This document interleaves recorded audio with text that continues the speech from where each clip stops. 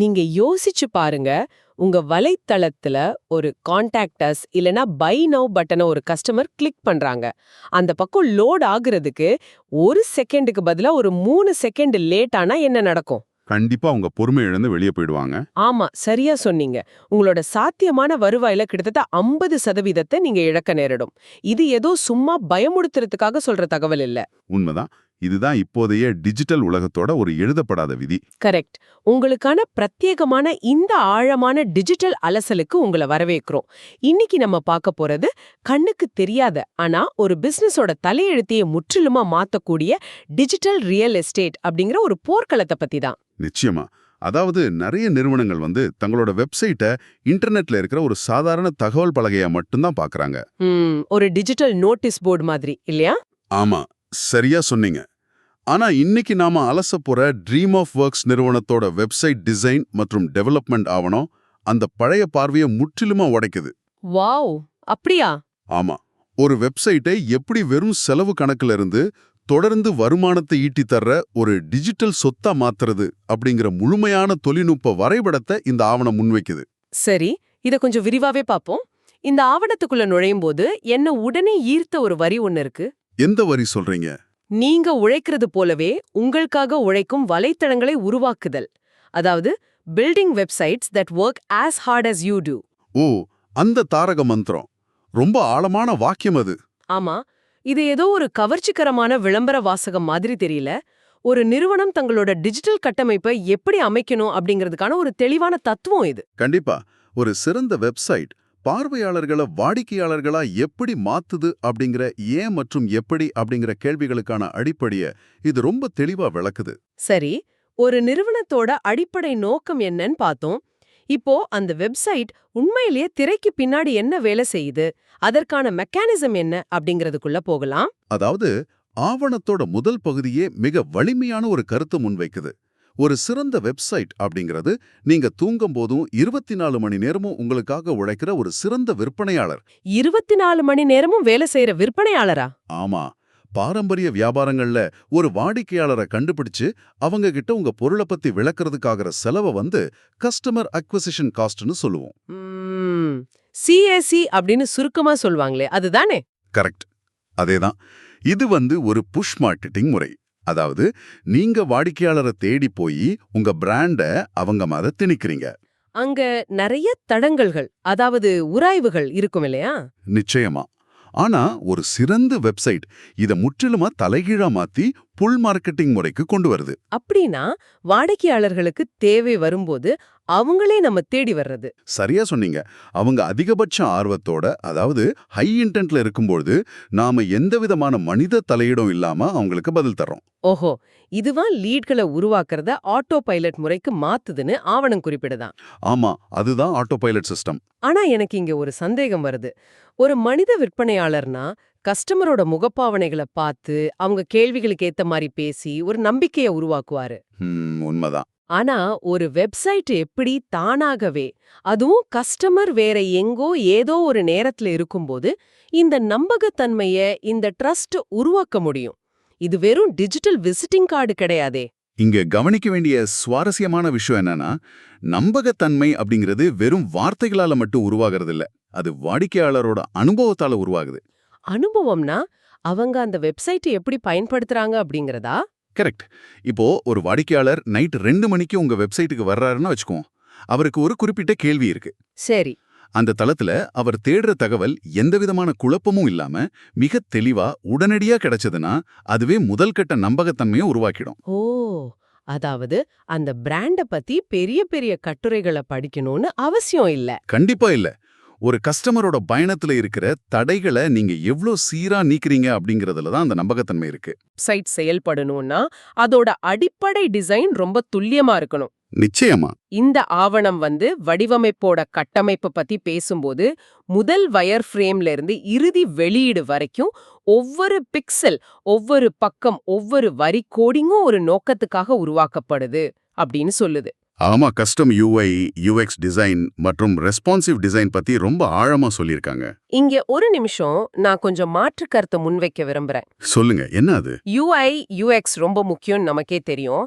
ஆனா மொபைல்ல பாக்குற ஒரு சாதாரண கஸ்டமருக்கு இந்த ரெஸ்பான்சிவ் டிசைன் உண்மையிலே தாக்கத்தை ஏற்படுத்துமா? இந்த கேள்வி மிக முக்கியமானது. நீங்க சொல்ற மாதிரி நிறைய பிராண்டுகள் தங்களோட தளம் மாடர்னா இருக்கணும்னு சொல்லி நிறைய 3D அனிமேஷன்லாம் போடுவாங்க. ஆமா, தேவையற்ற ஸ்க்ரோலிங் எஃபெக்ட்ஸ்லாம் போட்டு நிரப்புவாங்களே. கரெக்ட். அது மொபைல்ல பார்க்குற சாதாரண வாடிக்கையாளரோட அனுபவத்தை முற்றிலுமா கெடுத்துடும். அழகியலுக்காக செயல்திறனை பலியிடுறது ஒருபோதும் நல்ல டிசைன் ஆகாது. அப்போ ஒரு பக்கம் அழகியல், மறுபக்கம் கன்வர்ஷனுக்கு தேவையான வேகம். இந்த முரண்பாட்டை ஆவணம் எப்படி அணுகுது? இதுல ஆவணத்துல தெளிவா சொல்லியிருக்கிற ஒரு வரியை நீங்க கவனிக்கணும். பார்வையாளர்களை மனசுல கொண்டும் பிராண்டை முன்னிறுத்தியும் உருவாக்கப்படும் டிசைன் அப்படின்னு சொல்லியிருக்கிறாங்க. அதாவது audience in mind, brand at the forefront. இதோட உண்மையான அர்த்தம் என்ன? இதோட அர்த்தம் கஸ்டமரோட நோக்கத்தை, அதாவது யூசர் இன்டென்ட்டை புரிஞ்சுக்கிறது தான். இப்போ ஒருத்தர் மொபைல்ல உங்க தளத்தை பார்க்கறாருன்னா அவர் அவசரத்துல இருக்கலாம். அவருக்கு உடனடியா தகவல் தேவைப்படலாம் இல்லையா? ஆமா, அல்லது உங்களை தொடர்பு கொள்ள ஒரு கால் டு ஆக்ஷன் பட்டன் தேவைப்படலாம். அதே நபர் டெஸ்க்டாப்ல பார்க்கும்போது சேவைகளை பத்தி ஆழமா படிக்க நேரம் ஒதுக்கலாம். ஓஹோ, அப்போ ரெஸ்பான்சிவ் டிசைன் அப்படிங்கிறது பெரிய ஸ்கிரீன்ல உள்ளது அப்படியே சின்னதாக்கி மொபைல்ல காட்டுறது மட்டும் கிடையாது. கண்டிப்பா கிடையாது. எந்த சாதனத்துல பார்க்கறாங்க அப்படிங்கறத பொறுத்து அவங்களுக்கு எந்த தகவல் உடனடியா தேவைன்னு புரிஞ்சுக்கிட்டு தளத்தோட அமைப்பையே சூழலுக்கு ஏத்த மாதிரி மாத்துறது தான் ரெஸ்பான்சிவ் டிசைன். வாவ்! கஸ்டமரோட அறிவாற்றல் சுமைய, அதாவது காக்னிட்டிவ் லோட குறைக்கிறது தான் சிறந்த UX போல. துல்லியமா சொல்லிட்டீங்க. ஒவ்வொரு பிக்சலும் ஒரு நோக்கத்துக்காக உருவாக்கப்படுதுன்னு ஆவணம் சொல்றதுக்கு காரணமே இதுதான். ஒரு பட்டனோட நிறம், ஒரு மெனுவோட இடம், இது எல்லாமே உளவியல் ரீதியா வடிவமைக்கப்படுது. பார்வையாளர்களை வாடிக்கையாளர்களா மாத்துறதுக்காக செய்யப்படுற விஷயங்கள் இதெல்லாம். ஆமா, தேவையற்ற அனிமேஷன்களை விட பயணத்தை எளிதாக்குற டிசைனே தான் இந்த ஆவணம் முன்னிலைப்படுத்துது. சரி, டிசைன் கண்ணை கவரும் வகையிலும் உளவியல் ரீதியாக சரியாகவும் இருந்தாலும் அது செயல்பட திரைக்கு பின்னாடி வலுவான தொழில்நுட்ப இயந்திரங்கள் தேவையே. கண்டிப்பா. இன்ஜின் இல்லாம வண்டி ஓடாதே. ஆமா, ஆவணத்துல உள்ள தொழில்நுட்ப பட்டியலை பார்த்தா ஒரு முழுமையான ஈகோசிஸ்டம் தெரிகிறது. போர்ட்ஃபோலியோ, இ-காமர்ஸ், லேண்டிங் பேஜ்கள் அப்படின்னு நிறைய இருக்கு. அதோட வேர்ட்பிரஸ், வெப்ஃப்ளோ போன்ற CMS ஒருங்கிணைப்புகளும் இருக்கு. அது மட்டும் இல்லாம கான்டாக்ட் ஃபார்ம்ஸ், வாட்ஸ்அப் மற்றும் CRM இணைப்பு, கூடவே ரேசர்பே, பேயூ, ஸ்ட்ரைப் போன்ற பேமெண்ட் கேட்வேக்கள். பெரிய லிஸ்ட் தான். இதை நான் இப்படி பார்க்கறேன், இது பார்ப்பதற்கு பல கடைகளை ஒன்னா இணைக்கிற ஒரு பெரிய வணிக வளாகம், அதாவது ஷாப்பிங் மால் மாதிரி செயல்படுதா? ஆமா, ஷாப்பிங் மால் ஒப்பீடு ரொம்ப நல்லா இருக்கு. எனக்கு என்னன்னா, வாட்ஸ்அப், பேமெண்ட், CRM இனி இத்தனை விஷயங்களை ஒரே இடத்துல ஒருங்கிணைக்கிறது சிறு தொழில்களுக்கு எந்த அளவுக்கு முக்கியம்? இத ஒரு பெரிய கண்ணோட்டத்தோட இணைச்சு பார்த்தா இந்த API ஒருங்கிணைப்புகள் தான் ஒரு சாதாரண ஐடியாவை தாக்கத்தை ஏற்படுத்துற ஒரு விஷயமா மாத்துது. ஐடியாஸ் இன்டு இம்பாக்ட் இல்லையா? ம், எப்படின்னு கொஞ்சம் விளக்க முடியுமா? கண்டிப்பா. இப்போ இ-காமர்ஸ் தளங்கள்ல கார்ட் அபாண்டன்மெண்ட் அப்படிங்கிற ஒரு பிரச்சனை இருக்கு. அதாவது பொருளை தேர்ந்தெடுத்துட்டு பணம் செலுத்தாம பாதியிலே போறவங்க அதிகம். ஆமா, நிறைய பேர் அப்படி செய்வாங்க. அதுக்கு என்ன காரணம்?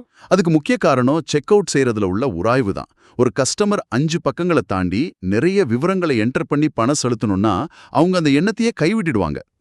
பொறுமை போயிடும். ஆனா ரேசர்பே அல்லது ஸ்ட்ரைப் மாதிரி நவீன பேமெண்ட் கேட்வேகளை இணைக்கும் போது அந்த உராய்வு சில நொடிகள்ல குறைஞ்சிடுது. ஓ, அப்ப பேமெண்ட் ரொம்ப ஈஸியா முடிஞ்சிடும். அதே போல இந்த வாட்ஸ்அப் மற்றும் CRM இணைப்பும் ரொம்ப முக்கியம்னு தோணுது.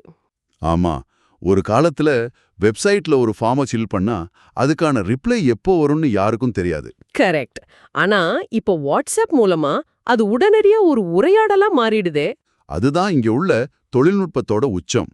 ஒரு வாடிக்கையாளர் ஒரு பொருளை பத்தி விசாரிக்கிறாருன்னா அந்த டேட்டா தானாகவே CRMல பதிவாகிடும். வாவ், ஆட்டோமேட்டிக்காவா? ஆமா, அதே நொடியில வாட்ஸ்அப் மூலமா ஒரு தானியங்கி பதில், அதாவது ஆட்டோ ரிப்ளை கஸ்டமருக்கு போயிடும். இது நிறுவனத்தோட சேல்ஸ் டீமுக்கு ரொம்ப உதவியா இருக்குமே. எந்த கஸ்டமர் எதுல ஆர்வமா இருக்காங்கன்னு ஈஸியா தெரிஞ்சுக்கலாம். நிச்சயமா, முன்முனையில நடக்கிற ஒரு சாதாரண கிளிக் பின்முனையில முழு பிசினஸ் செயல்பாட்டையும் ஆட்டோமேட் பண்ணிடுது.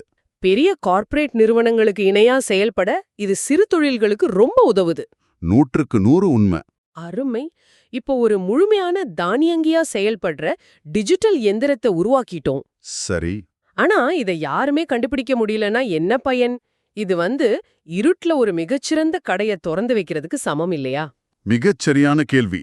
ஆவணத்தோட அடுத்த கட்டம் இத பத்தி தான் ரொம்ப தெளிவா பேசுது. ஆமா, உள்ளமைக்கப்பட்ட எஸ்சிஓ கட்டமைப்பு, கூகுள்ல கண்டறியப்படுதல், அப்புறம் வேகமா லோட் ஆகுற ஸ்பீட பத்தி சொல்லிருக்காங்க.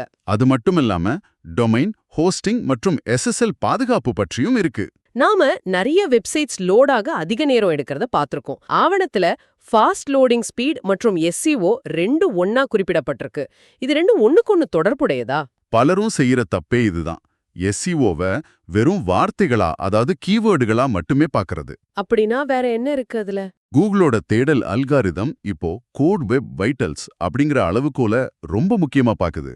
கோர் வெப் வைட்டல்ஸ், அதாவது தளத்தோட செயல்பாடு சம்பந்தப்பட்டதா? ஆமா, கூகுளோட அடிப்படை நோக்கமே தன் பயனர்களுக்கு சிறந்த, பாதுகாப்பான, வேகமான அனுபவத்தை கொடுப்பதுதான். ஒரு தளத்தோட டிசைன் எவ்வளவு அற்புதமா இருந்தாலும் லோடாக அதிக நேரம் எடுத்தா பயனர்கள் உடனே வெளியே போயிடுவாங்க. அதான் பவுன்ஸ் ரேட்னு சொல்லுவாங்களே, அது அதிகமாயிடும். கரெக்ட். இத கூகுள் ரொம்ப உன்னிப்பா கவனிக்கும். வேகம் குறைஞ்ச தளங்களை கூகுள் முதல் பக்கத்துல காட்டவே காட்டாது. ஓஹோ, அப்போ உங்களோட கோடிங், இமேஜ் ஆப்டிமைசேஷன், நீங்க தேர்ந்தெடுக்கிற ஹோஸ்டிங் சர்வர், இது எல்லாமே எஸ்இஓவோட ஒரு அங்கம் தானா? துல்லியமா சொன்னீங்க. தொழில்நுட்ப கட்டமைப்பு சரியா இல்லாம வெறும் கண்டென்ட்டை மட்டும் வச்சுக்கிட்டு கூகுளை ஏமாத்த முடியாது. சரி, இந்த ஆவணத்துல எஸ்எஸ்எல் பாதுகாப்பும் குறிப்பிடப்பட்டிருக்கு. எஸ்எஸ்எல் அப்படின்னா பிரவுசர்ல அந்த பூட் ஐகானை காட்டுறது, டேட்டாவை என்கிரிப்ட் செய்யறதுன்னு நமக்கு தெரியும். ஆனா இந்த செக்யூரிட்டியும் வேகத்தை பாதிக்குமா? நிச்சயமா பாதிக்கும். இத எஸ்எஸ்எல் ஹேண்ட்ஷேக் அப்படின்னு சொல்லுவோம். எஸ்எஸ்எல் ஹேண்ட்ஷேக், அது எப்படி வேலை செய்யும்? ஒரு யூசர் உங்க தளத்தை அணுகும்போது அவங்க பிரவுசருக்கும் உங்க சர்வருக்கும் இடையில ஒரு பாதுகாப்பு சரிபார்ப்பு நடக்கும். உங்க சர்வர் தரமானதா இல்லைன்னா இந்த சரிபார்ப்புக்கே பல மில்லி செகண்டுகள் வீணாகும். வாவ், அப்படியா? ஆமா, இது ஒட்டுமொத்த தளத்தோட வேகத்தையும் பாதிச்சு அதன் பிறகு உங்க எஸ்இஓ ரேங்கிங்கையும் குறைச்சிடும்.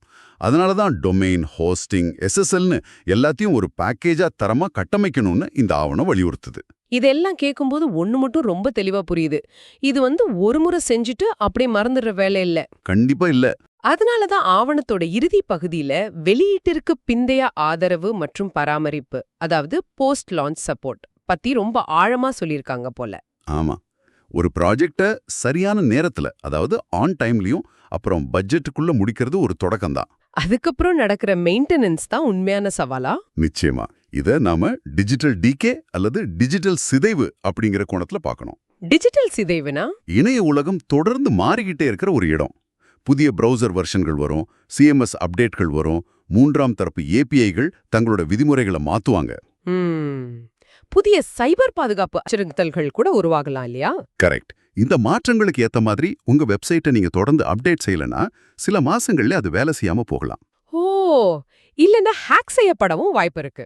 ஆமா, இதை தடுக்கவே தொடர்ச்சியான பராமரிப்பு அப்படிங்கிறது டிஜிட்டல் சொத்தை பாதுகாக்கிற ஒரு இன்சூரன்ஸ் மாதிரி செயல்படுது. மிகச் சிறப்பான விளக்கம். ஒரு வாகனத்தை வாங்கிட்டா மட்டும் பத்தாது, அதை தொடர்ந்து முறையா பராமரிச்சாதான் அது நீண்ட காலத்துக்கு உழைக்கும். அப்படிதானே? 100க்கு 100 உண்மை. இப்ப நாம இந்த ஆழமான அலசலோட இறுதி பகுதிக்கு வந்துட்டோம். ட்ரீம் ஆஃப் ஒர்க்ஸ் ஆவணத்திலிருந்து இன்னைக்கு நாம பல பரிமாணங்களை கத்துக்கிட்டோம். ஆமா, நிறைய விஷயங்களை பேசியிருக்கோம். ஒரு வெப்சைட் அப்படிங்கிறது வெறும் செலவில்ல, அது உங்க பிசினஸோட கஸ்டமர் அக்விசிஷன் காஸ்ட குறைக்கிற கருவி. அது வாடிக்கையாளரோட உராய்வே குறைச்சு நம்பிக்கையை உருவாக்குற ஒரு தளம். எல்லாவற்றுக்கும் மேலா அது 24 மணி நேரமும் உங்களுக்காக ஆட்டோ பைலட்ல இயங்குற ஒரு டிஜிட்டல் சொத்து. இதத்தான் இந்த ஆவணம் மிக துல்லியமா பதிவு செஞ்சிருக்கு.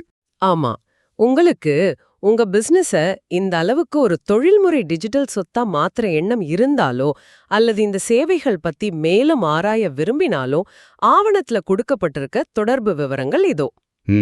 சொல்லுங்க. மொபைல் எண் +91 7871 665541.